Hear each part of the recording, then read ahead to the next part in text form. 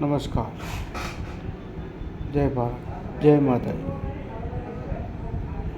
મને કોઈ સરકારનો વિરોધ નથી, પણ સરકારની સિસ્ટમ જે છે એનો વિરોધ છે.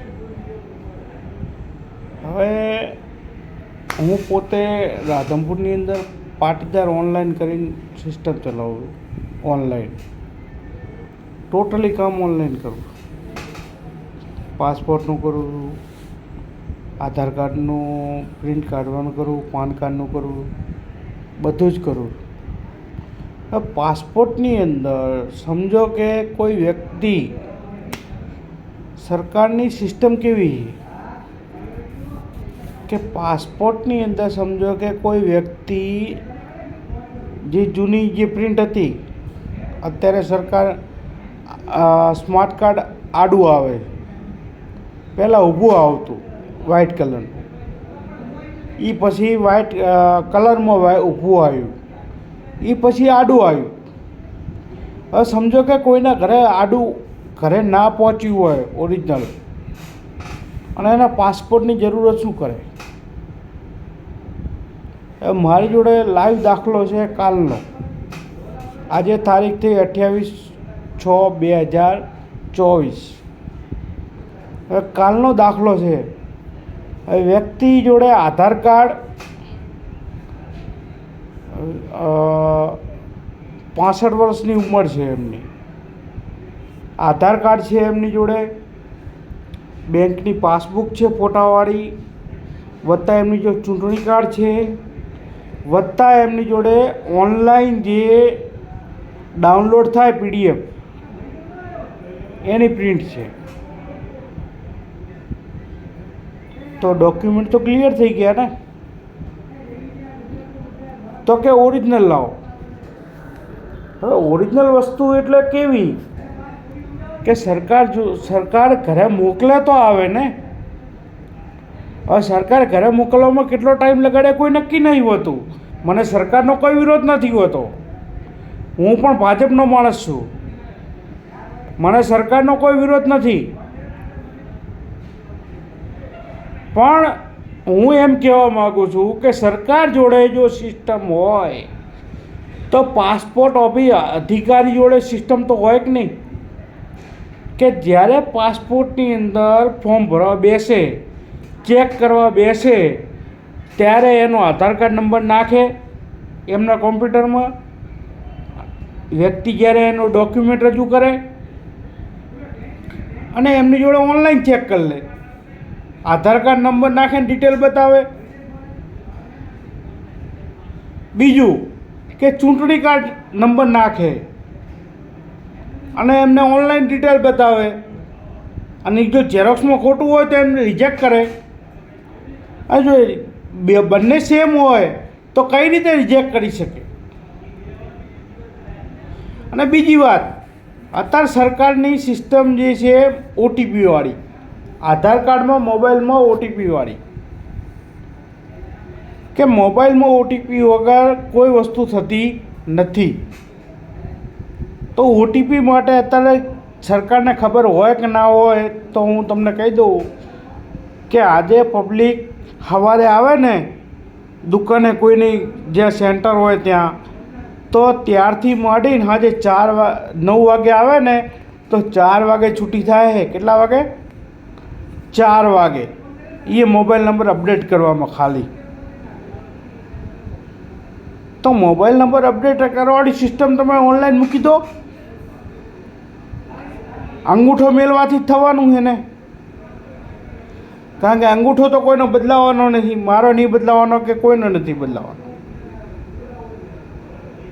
તો અંગૂઠાવાળી સિસ્ટમ મૂકી દો ઓનલાઈન, કે જે વ્યક્તિ ગમે એ ઓનલાઈન જગ્યાએ જાય, અંગૂઠો મૂકે, ફિંગરપ્રિન્ટ, અને મોબાઈલ બદલી શકે એ નંબર. જેમ આધાર કાર્ડમાં, ચૂંટણી કાર્ડમાં અત્યારે છે ઓનલાઈન, ચૂંટણી કાર્ડમાં, ઇલેક્શન કાર્ડમાં અત્યારે ગમે ત્યારે ગમે એ વ્યક્તિ મોબાઈલ નંબર બદલી શકે.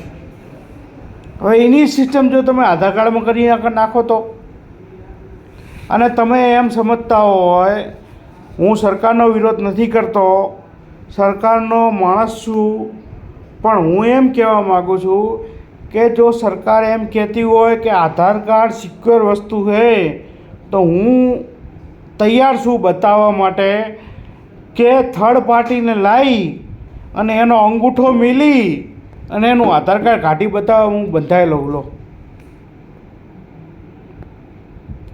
અને એ ગવર્મેન્ટ સાઇડમાં નહીં, પ્રાઇવેટ લોકલ સાઇડમાં.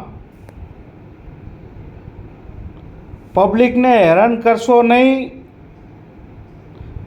જે કરવું એ ઓનલાઈન કરો. ઓનલાઈન મૂકવી સિસ્ટમ સારી છે.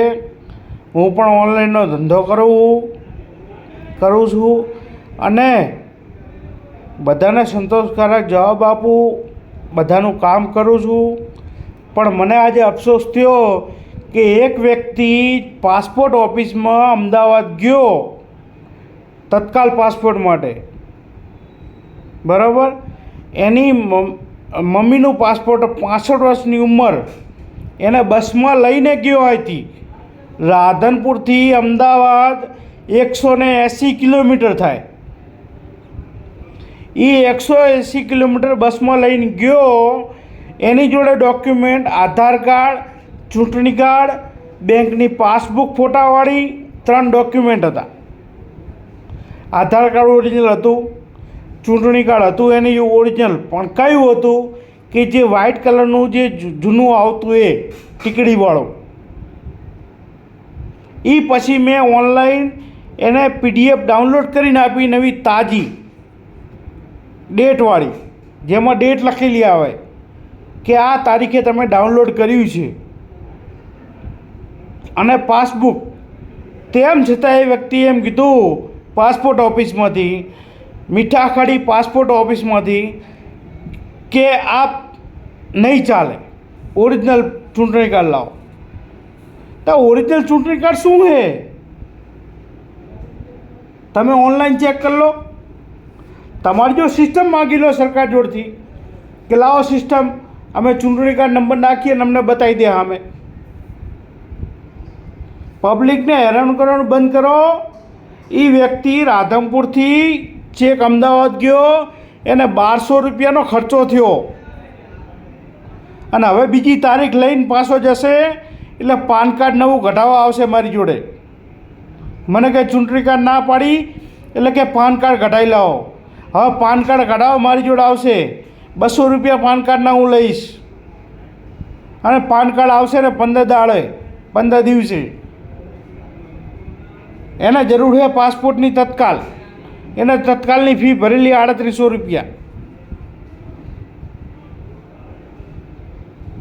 તો હું એમ કહેવા માગું છું, સરકાર જો આટલી સિસ્ટમ મૂકી શકતી હોય, પ્રાઇવેટવાળા હેક કરી અને અંગૂઠો મિલાવી અને જો આધાર કાર્ડ ડાઉનલોડ કરી શકતી હોય, વત્તા ખાલી આધાર કાર્ડ ઉપર પાન કાર્ડ નંબર સર્ચ કરવો હોય તો કરી શકતી હોય, પ્રાઇવેટ વેબસાઇટ. ગવર્મેન્ટ NSDLની ID મારી જોડે છે, પોતાની જોડે. તેમ છતાં હું નથી કરી શકતો. પાન કાર્ડ ખોવાઈ ગયું હોય, નંબર ખોવાઈ ગયો હોય અને આધાર કાર્ડ ઉપર એકવાર પાન કાર્ડ બની ગયું હોય તો બીજી વાર બનાવવું હોય તો હું નથી કરી શકતો. અને તેમ છતાં જો પ્રાઇવેટ વેબસાઇટવાળા ખાલી આધાર કાર્ડ નંબર નાખતા પાન કાર્ડ કાઢી નંબર ગોતી શકતા હોય તો સરકાર શું કરશે?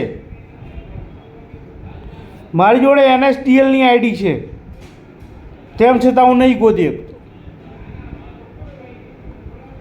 તો હું એમ કહેવા માગું, મહેરબાની કરો, કાં બધાને ફ્રી સિસ્ટમ આપો કે બધા કરી શકે, નંબર અપડેટ કરી શકે, વત્તા આ નંબર અપડેટ કરવાની સિસ્ટમ ના આપીએ તો ના આપશો. સરકારી જે જગ્યા રહી, પાસપોર્ટ ઓફિસ છે, ત્યાં આગળ તો એવી સિસ્ટમ આપી દો કે આધાર કાર્ડ નંબર નાખે ને ડિટેલ મળે,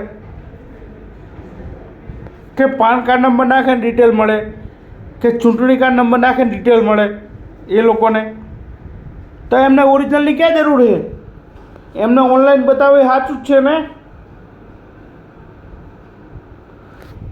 તો મારી 2 હાથ જોડીને વિનંતી છે કે પબ્લિકને હેરાન કરવાનું બંધ કરો કાં સિસ્ટમને સીધી કરો, નકર કાં સિસ્ટમ જ બંધ કરી નાખો.